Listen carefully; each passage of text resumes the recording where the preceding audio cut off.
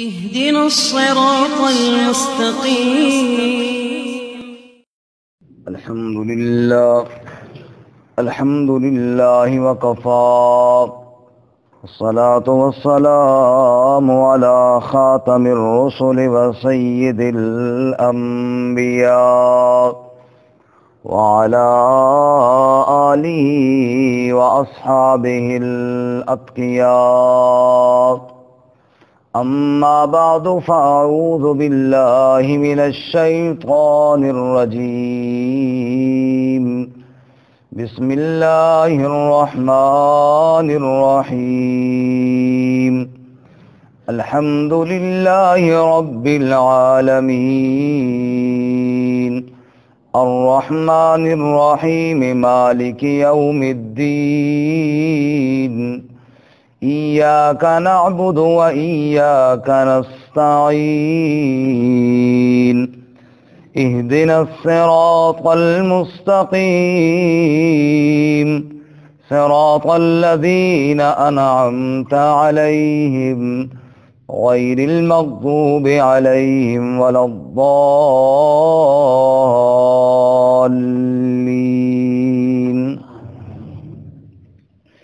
سبحان ربك رب العزة عما يصفون، وسلام على المرسلين، والحمد لله رب العالمين.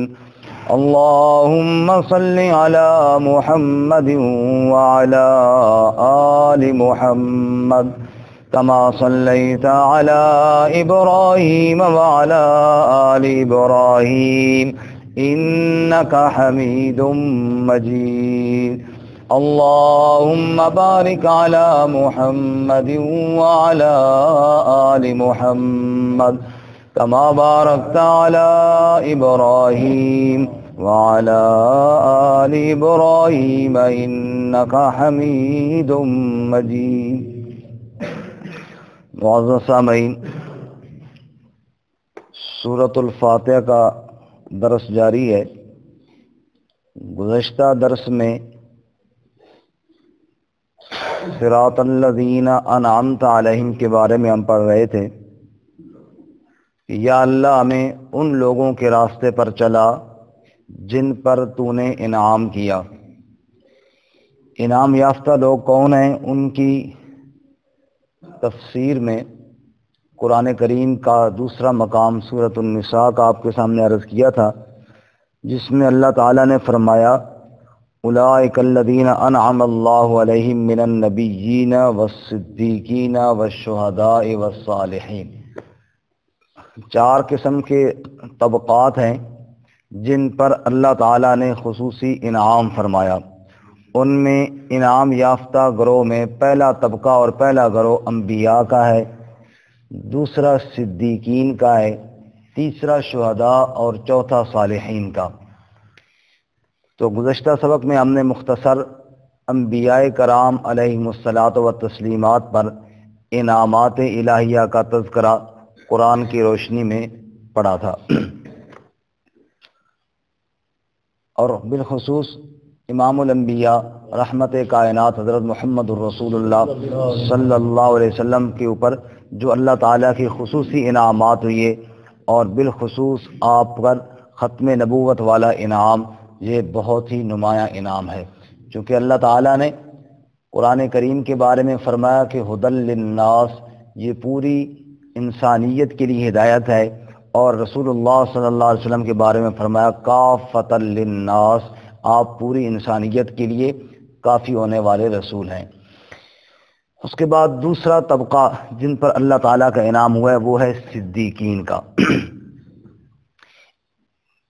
تین لفظ بولے جاتے ہیں، ایک صادق اور ایک صدوق اور ایک صدیق۔ قرآن کریم میں صادق کا استعمال بھی ہے، وَاذْكُرْ فِي الْكِتَابِ اسماعیل اِنَّهُ كَانَ صَادِقَ الْوَعْدِ وَكَانَ رَسُولًا نَبِيًّا۔ صادق کا معنی سچا، صدوق کا معنی زیادہ سچا۔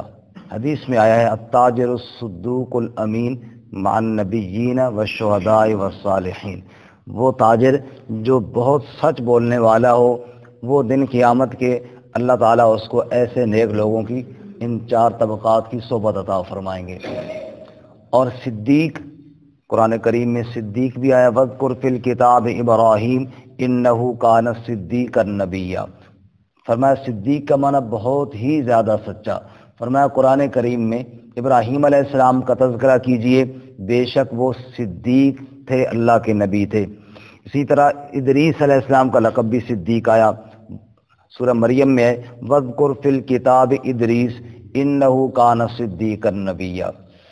پھر رسول اللہ صلی اللہ علیہ وسلم کے صحابہ کرام کے بارے میں بھی صدیق کا لقب آیا، سورۃ الحدید میں ہے والذین آمنوا باللہ ورسلہ اولئک هم الصدیقون۔ فرمایا جو ایمان لائے اللہ اور اس کے رسولوں پر، یہ لوگ صدیقین ہیں، یہ بہت ہی زیادہ سچے ہیں۔ صدیق کی تعریفات میں مفسرین کے اقوال ہیں۔ ایک قول یہ ہے صدیق کون ہے؟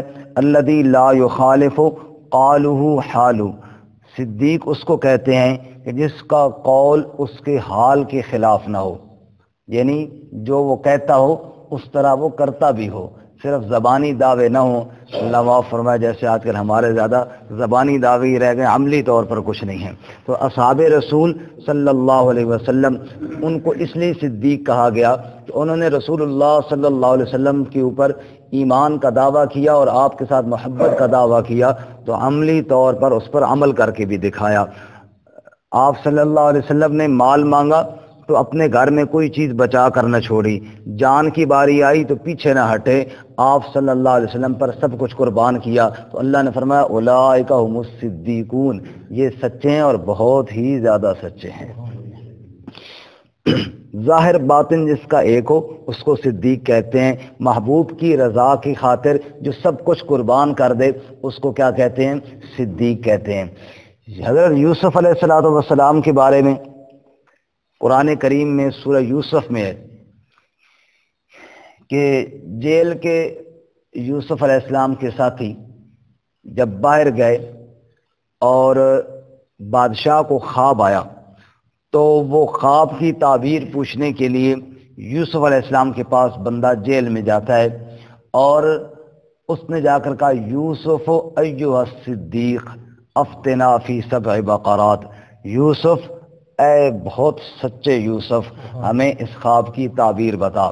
یوسف علیہ السلام کو صدیق کہا گیا کیونکہ یوسف علیہ السلام کا کردار بھی بڑا سچا تھا اور آپ کی گفتار بھی کیا تھی؟ بہت ہی سچی تھی۔ تو صدیق کا معنی بہت ہی زیادہ سچ بولنے والا۔ اندر باہر ایک ہو اس کو صدیق کہتے ہیں۔ انبیاء کے بارے میں تو دوسری رائے ہو ہی نہیں سکتی۔ اصحاب رسول کے بارے میں بھی قرآن کریم میں کئی مقامات پر اللہ تعالیٰ نے وضاحت فرمائی۔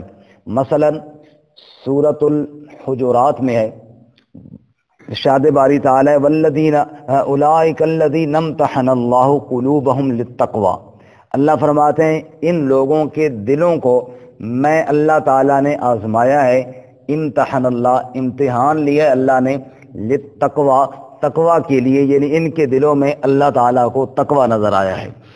اور اسی طرح جب بیت رضوان کا تذکرہ اللہ فرماتے ہیں کہ اصحاب رسول کی وہ 13 یا 1400 تعداد جنہوں نے رسول اللہ صلی اللہ علیہ وسلم کے ہاتھ پر بیعت کی ہے، وہاں بھی اللہ تعالیٰ فرماتے ہیں فعلم ما فی قلوبہم لقد رضی اللہ عن المؤمنین اذ یبایعونک تحت الشجرہ فعلم ما فی قلوبہم، فرمایا کہ جنہوں نے آپ کے ہاتھ پر بیعت کی تھی درخت کے نیچے بیٹھ کر، فعلم ما فی قلوبہم، ان کے دلوں کی حالت میں اللہ تعالیٰ جانتا ہوں، فانزل السکینۃ علیہم، اس لیے اللہ نے ان پر اطمینان اور سکون نازل فرمایا۔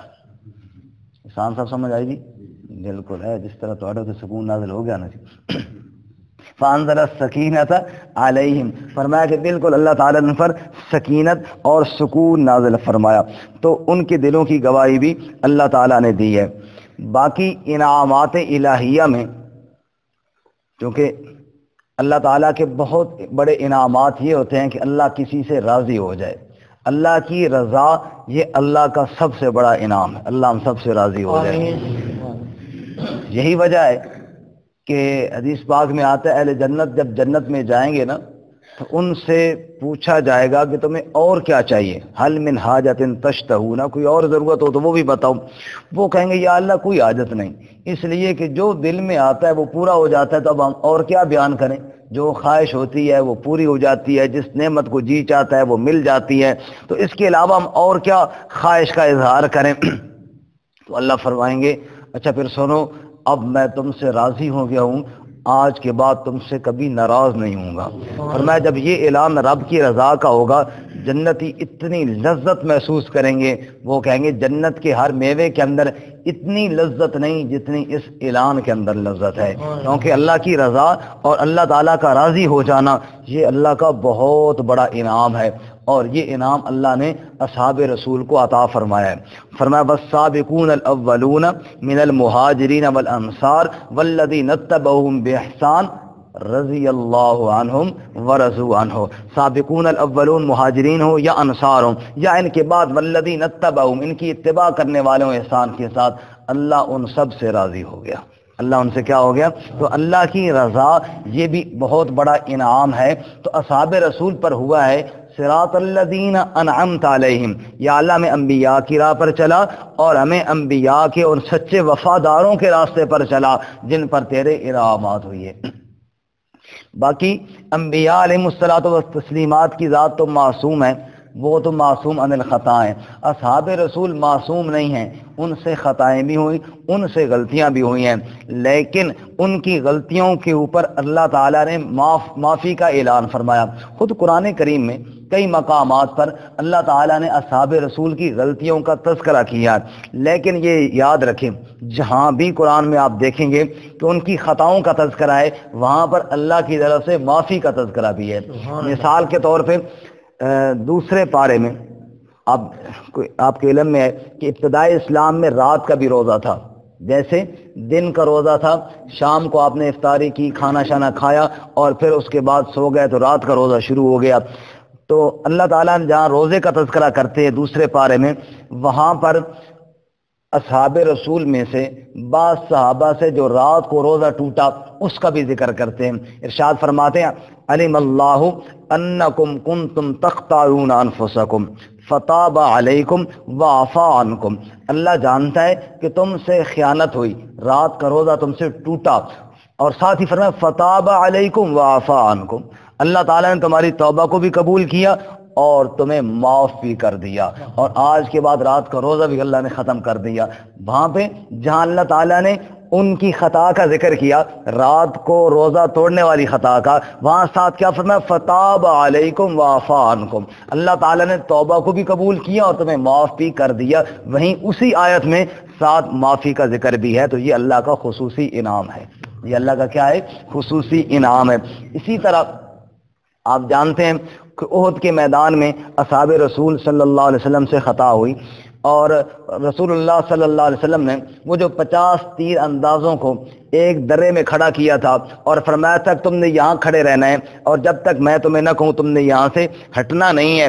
جب فتح ہو گئی اصحاب رسول کے وہ 50 تیر انداز جو درے پہ کھڑے تھے، انہوں نے سوچا کہ اب تو حکم پورا ہو گیا، وہ آپ نے جو کہا تھا وہ تو اس وقت تھا جب تک جنگ ہوتی، وہ تو ختم ہو گئی، چنانچہ انہوں نے درہ چھوڑ دیا اور دشمن نے پیچھے سے پلٹ کے حملہ کیا اور وہ فتح شکست میں بدلی، لاشیں گری، بہت نقصان ہوا۔ اب یہ ایک خطا تھی، یقیناً اس میں کوئی اللہ کے رسول صلی اللہ علیہ وسلم کی نافرمانی کی نیت نہیں تھی، لیکن خطا ہوئی، انہوں نے یہ سمجھا کہ اب ضرورت نہ رہی، حالانکہ ابھی بھی ضرورت تو باقی تھی، یہ خطا ہوئی۔ اللہ تعالیٰ نے چوتھے پارے میں اس کا تذکرہ فرمایا، اور جہاں پر اس کا تذکرہ فرمایا اللہ تعالیٰ نے، وہاں پہ 3 جملے فرمائے جو میں آپ کے سامنے عرض کرنا چاہتا ہوں۔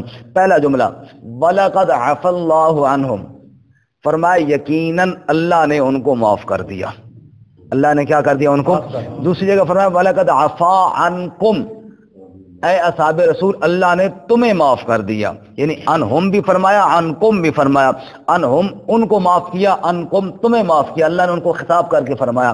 اور پھر نبی پاک صلی اللہ علیہ وسلم سے فرماتے ہیں فاعف عنہم واستغفر لہم وشاورہم فی الامر، اے میرے نبی صلی اللہ علیہ وسلم بھی ان کو معاف کر دے، تو ان کے لیے استغفار بھی کر اور ان کو اپنے مشوروں میں شریک بھی کر۔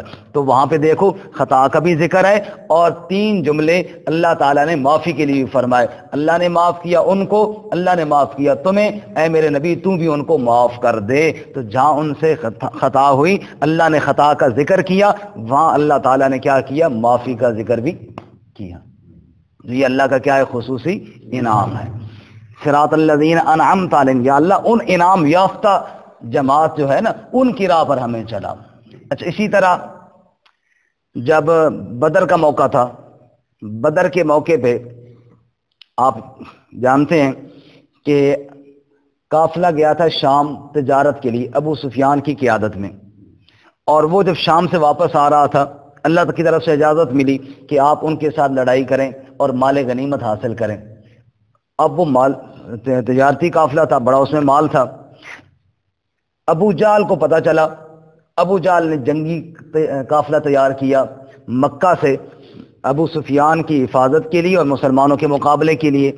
اب مسلمان نکلے تھے ابو سفیان کے قافلے پر حملہ کرنے کے لیے، جبکہ مکہ سے دوسرا قافلہ ابو جہل کی قیادت میں بھی نکل پڑا مسلمانوں کے مقابلے کے لیے، جو ایک جنگی لشکر تھا۔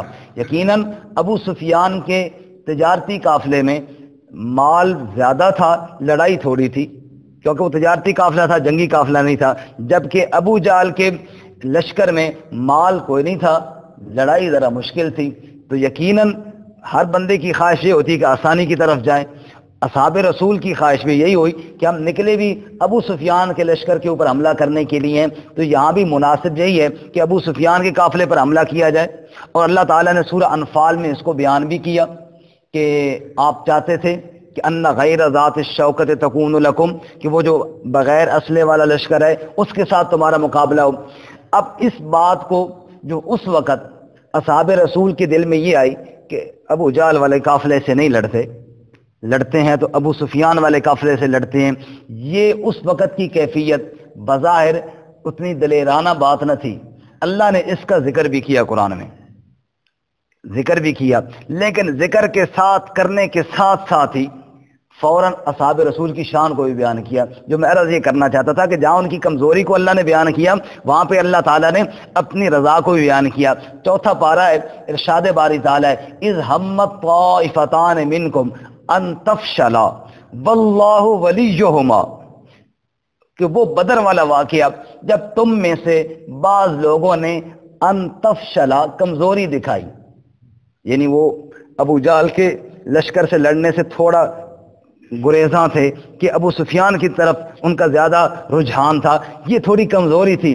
اذ ہمت طائفتان منکم ان تفشلا، اور اس کے ساتھ جڑا ہوا لفظ ہے واللہ ولیہما، لیکن اللہ ان کا کارساز تھا۔ سبحان اللہ، اللہ ان کا، یعنی کوئی یہ نہ سمجھے کہ جناب اللہ ان سے خفا ہو گیا، اللہ فرما اللہ ان کا کارساز تھا، اللہ ان کے ساتھ تھا، اللہ کی مدد ان کے ساتھ تھی۔ پھر اللہ تعالیٰ نے گویا کہ ان کو ہمت عطا فرمائی، اور پھر وہ جا کے ابو جہل کے قافلے کے ساتھ لڑے بھی اور اللہ نے ان کو فتح بھی عطا فرمائی۔ واللہ ولیہما، جہاں پر ان کی غلطیوں کا تذکرہ ہوا وہاں پر اللہ تعالیٰ نے معافی کا اعلان بھی کیا۔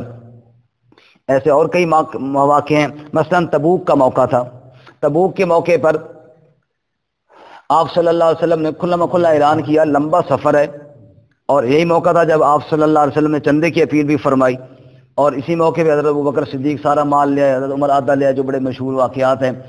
تو یہی وہ موقع تھا جب آپ نے سب کو کہا بھائی کسی نے پیچھے نہیں رہنا، سب نے جانا ہے۔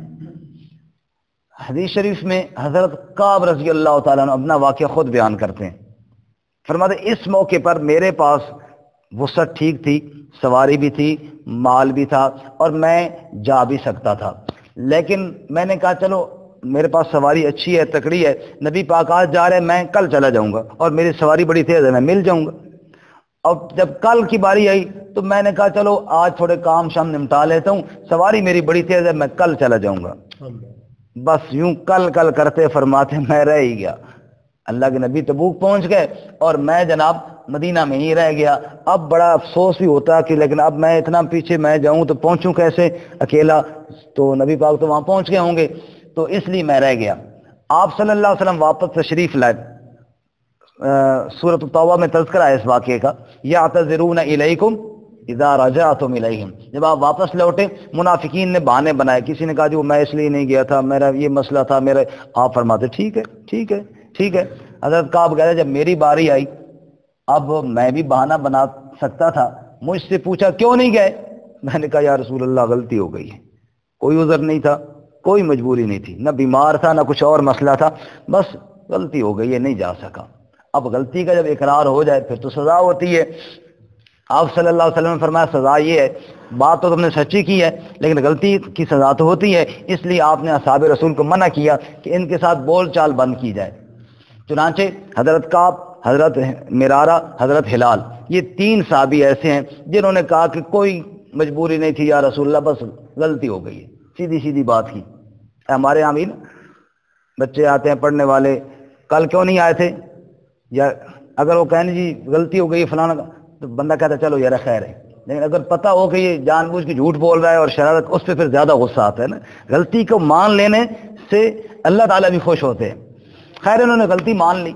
اب آپ صلی اللہ علیہ وسلم نے ان پر یہ سزا مقرر کی کہ بات چیت ان سے نہ کی جائے۔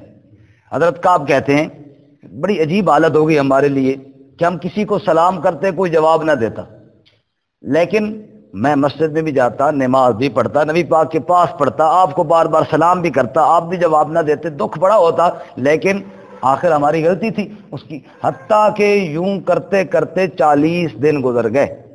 کتنے دن جی؟ 40 دن گزر گئے۔ آج ہمیں کوئی ایک دن سلام کا جواب نہ دینا تو ہم دوبارہ اس کی طرف دیکھیں گے بھی نہیں۔ 40 دن گزر گئے۔ فرماتے ہیں 40 دنوں کے بعد نبی صلی اللہ علیہ وسلم کا پیغام یہ آیا کہ اپنی بیوی سے بھی الگ ہو جاؤ۔ پہلے تو گھر میں چلو بیوی بچے تو ساتھ تھے، کہتے ہم نے پوچھا جی یہ بتاؤ کہ طلاق دے دیں، پر میں نہیں طلاق نہ دو، صرف اس کو ماں باپ کے گھر بھیج دیں۔ ٹھیک ہے جی، بیوی سے بھی الگ ہو گئے۔ اب مزید 10 دن گزر گئے، 50 دن ہو گئے، اور حالت یہ تھی کہ زمین تنگ ہو گئی۔ اور پھر حدیث میں آتا ہے کہ حضرت کعب کی طرف خط آیا ایک غیر مسلم بادشاہ کا کہ تمہارے نبی تم سے خفا ہو گئے، تم ایسا کرو ہمارے پاس آ جاؤ اور ہم تمہیں حکومت میں عہدہ بھی دیں گے اور بڑی لالچ دی اور بڑی عزت دیں گے۔ حضرت کعب فرماتے ہیں خط کو میں نے پھاڑا، ٹکڑے ٹکڑے کیا اور جلتے تندور میں پھینکا، اور اس کو کہا جو خط لے کر آیا تھا کہ جاؤ اپنے بادشاہ سے کہو ہم مرتے مر جائیں گے، محمد صلی اللہ علیہ وسلم کا نہ شعر چھوڑیں گے نہ آپ کے اوپر ایمان چھوڑیں گے۔ خیر یہ حالت ہوئی۔ اب یہ غلطی تھی، اس کا تذکرہ اللہ قرآن میں کیسے کرتے ہیں؟ اللہ فرماتے ہیں لقد تاب اللہ علی النبی والمہاجرین والانصار۔ ذرا آپ دیکھ لیں 11واں پارہ، تاکہ سامنے بھی آ جائے گا، تھوڑے جو ساتھی سو رہے ہیں نا وہ بھی جاگ جائیں گے۔ 11واں پارہ آپ نکالیں، سورت کا نام ہے سورۃ التوبہ، اور صفحہ نمبر ہے جی 186، 186 سورۃ التوبہ 11واں پارہ، تقریباً شروع سے 1-2 کر کے آگے چلیں گے۔ آیت نمبر 116 ختم ہو رہی ہے، آیت نمبر 117 شروع ہو رہی ہے۔ سورۃ التوبہ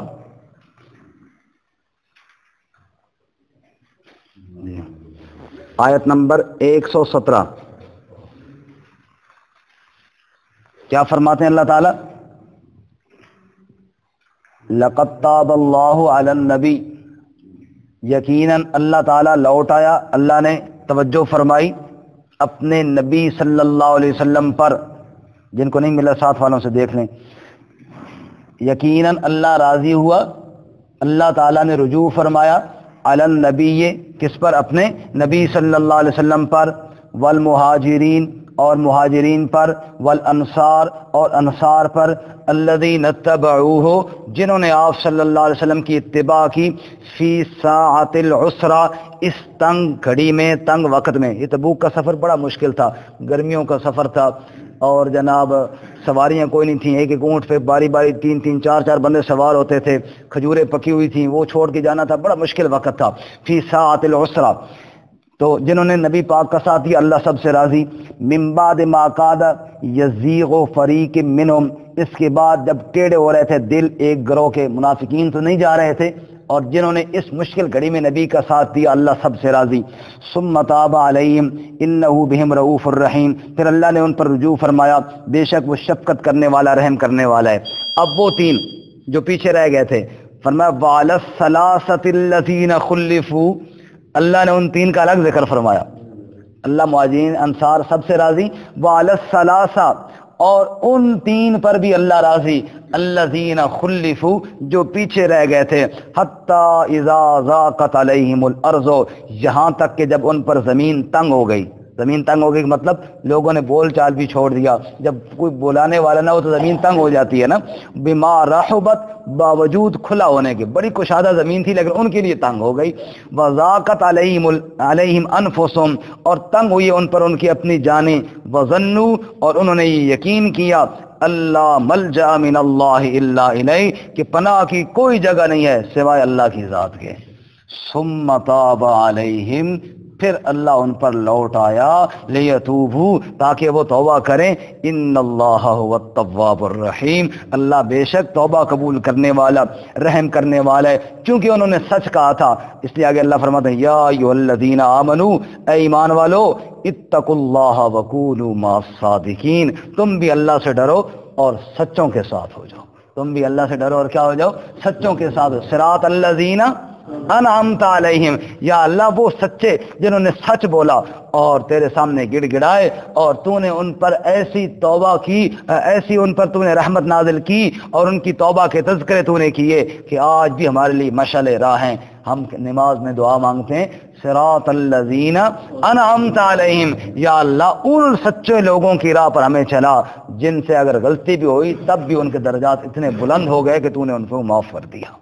یا اللہ ہمیں بھی ایسی سچی توبہ کی توفیق عطا فرما. یا اللہ ایسے ہمیں بھی اپنے سامنے گڑ گڑانے کی توفیق عطا فرما. یا اللہ ہمارے ساتھ بھی ایسے راضی ہو جا. واپس آئیے، صراط الذین انعمت علیہم، یا اللہ ان لوگوں کی راہ پر چلا جن پر تو نے انعام کیے. اصحاب رسول کے اوپر اللہ تعالیٰ کے انعامات کی آیات تو 20 قرآن پاک میں موجود ہیں. بس میں بات ختم کرنے لگا ہوں، 2 آیتیں اور آپ کو سنا دوں. ایک سورۃ التوبہ ہی کی آیت ہے. اصحاب رسول صلی اللہ علیہ وسلم 2 قسم کے لوگ تھے، ایک مالدار، ایک غریب اور فقیر. تبوک کا موقع ہے، جب ہی آپ کے سامنے عرض کیا، آپ نے فرمایا بھائی چندہ جمع کرو. 2 قسم کے لوگ تھے، ایک تو وہ جنہوں نے خزانے پیش کر دیے، حضرت عثمان رضی اللہ تعالیٰ عنہ جیسے مالدار لوگ، حضرت عبد الرحمن بن عوف رضی اللہ عنہ جیسے مالدار لوگ جنہوں نے بہت مال پیش کیا. دوسرے وہ لوگ تھے جن کے پاس فقر و فاقہ تھا. حضرت سیدنا علی المرتضیٰ رضی اللہ عنہ فقراء مہاجرین میں سے تھے. ایسے لوگ وہ کیا کرتے، ایسے موقعوں پہ محنت مزدوری کر کے جو کچھ ہوتا وہ پیش کر دیتے. اسی طرح کے واقعے بھی حدیث پاک میں آتا ہے کہ اسی موقع پہ ایک صحابی بڑے پریشان ہوئے، دینے کے لیے کچھ نہیں ہے، تو وہ چلے گئے جناب ایک مزدوری کے لیے. ایک یہودی کے کنویں پہ مزدوری ملی، پانی کے ڈول کھینچے، کنویں کو پانی پلایا، مٹھی بھر کھجوریں ملی، چند اپنے منہ میں بھی ڈالی ہوں گی، اور پھر دینے کے لیے جا رہے ہیں بڑی خوشی کے ساتھ. راستے میں ایک صحابی ملے، پوچھا کوئی نبی پاک کے پاس کوئی مال لوگوں نے دیا ہے؟ کہا جی ڈھیر لگ گیا مسجد نبوی میں. اور وہ پریشان ہوئے کہ میرے پاس یہ تھوڑی سی کھجوریں ہیں، ادھر تو ڈھیر لگ گیا ہے، تو کہیں ایسا نہ ہو کہ اللہ کے نبی خفائی ہو جائیں کہ اتنی تھوڑی سی لے کر آئے. ابھی وہ سوچ ہی رہا تھا کہ اللہ تعالیٰ نے پہلے آپ صلی اللہ علیہ وسلم کی طرف وحی بھیجی اور اس کا سارا حال بتایا اور فرمایا کہ وہ بڑے اخلاص کے ساتھ وہ سارا دن مزدوری کر کے آ رہا ہے، کہیں ایسا نہ ہو کہ اس کا دل دکھی ہو جائے. آپ اس کے صدقے کو خوشی سے وصول کریں. آپ صلی اللہ علیہ وسلم اس کے انتظار میں، اور وہ شرماتا جا رہا ہے کہ میرے پاس تھوڑی سی چیزیں ہیں. حالانکہ اللہ تعالیٰ کہ زیادہ چیز کو نہیں دیکھتے، دل کے اخلاص کو اللہ تو دیکھتے ہیں نا. وہ چند کھجوریں لے کر جو گیا، آپ صلی اللہ علیہ وسلم تو اس کے انتظار میں تھے کہ وہ آئے تاکہ میں خوشی کے ساتھ اس سے یہ صدقہ وصول کروں تاکہ اللہ بھی خوش ہو جائے. وہ شرماتا مسجد نبوی میں آیا، آپ نے سینے کے ساتھ لگایا اور آپ نے اس کی کھجوریں لے کر اس پورے ڈھیر کے اوپر بکھیر دی، اور آپ نے ارشاد فرمایا تجھے اللہ تعالیٰ نے ان کھجوروں کے بدلے میں اتنا صدقے کا اجر عطا فرمایا جتنا سارے مدینے والوں کو نہیں ملا ہے. تو ایسے موقع تھے. اب منافقین کیا کرتے، جو زیادہ مال دینے والے ہوتے نا ان پر طنز کرتے، کہتے او جی بڑے ریاکار ہیں، یہ چاہتے ہیں کہ ہمارا نام ہو جائے، اور جو تھوڑا مال دیتے ان پر بھی ہنستے، اتنا تھوڑا سا لے کر آیا، یہ نہ لاتا تو کیا ہوتا. اللہ تعالیٰ نے قرآن کریم میں ان منافقین کی مذمت کی ہے الذین یلمزون المتطوعین من المؤمنین فی الصدقات والذین لا یجدون الا جہدہم فیسخرون منہم سخر اللہ منہم. اللہ فرماتے ہیں دیکھو ان بدبختوں کو، وہ لوگ المتطوعین جو وسعت والے ہیں، جو مالدار ہیں، جب میرے نبی کے وہ وسعت والے صحابہ وہ صدقہ خیرات دیتے ہیں تو یہ کیا کرتے ہیں، ان پر یلمزون الزام لگاتے ہیں، تانے دیتے ہیں، وہ جی یہ ریاکار ہیں، جی یہ ایسے ہیں. اور والذین لا یجدون الا جہدہم، دوسرے وہ جو اپنی مزدوری کے علاوہ جن کے پاس کچھ نہیں ہے، فیسخرون منہم، ان پر ہنستے ہیں، ٹھٹھے اور مذاق کرتے ہیں. اللہ فرماتے ہیں سخر اللہ منہم، کر لیں مذاق، اللہ بھی ان پر مذاق کرے گا، مطلب اللہ ان کو ایسی سزا دے گا اس مذاق کی کہ ان کی نسلیں یاد رکھیں گی. تو جنہوں نے ان پر تان کیا، جنہوں نے ان کا مذاق اڑایا، اللہ تعالیٰ نے ان کی تردید بھی قرآن پاک میں کی ہے. اور آخری بات کہ جب مشرکین نے رسول اللہ صلی اللہ علیہ وسلم سے مطالبہ کیا کہ آپ ان فقراء مسلمانوں کو اپنی محفل سے اٹھا دیں، ہم آپ کے پاس آ کر آپ کی بات سننے کے لیے تیار ہے، اللہ نے منع کیا. سورہ انعام 7ویں پارے میں وَلَا تَطْرُدِ الَّذِينَ يَدْعُونَ رَبَّهُمْ بِالْغَدَاةِ وَالْعَشِيِّ، اے میرے محبوب صلی اللہ علیہ وسلم جو صبح و شام میری پکار کرتے ہیں، آپ ان کو اپنی محفل سے مت اٹھائیے. تو اللہ تعالیٰ کے خصوصی یہ انعامات ہوئے. اللہ تعالیٰ سے ہم یہ دعا کرتے ہیں صراط الذین انعمت علیہم، اے میرے رب تیرا انعام تیرے نبیوں پر ہوا، ہمیں انبیاء کی راہ پر چلا، تیرا انعام نبی کی تائید کرنے والے اصحاب نبی پہ ہوا، یا اللہ ہمیں ان کی راہ پر چلا. اللہ تعالیٰ عمل کی توفیق عطا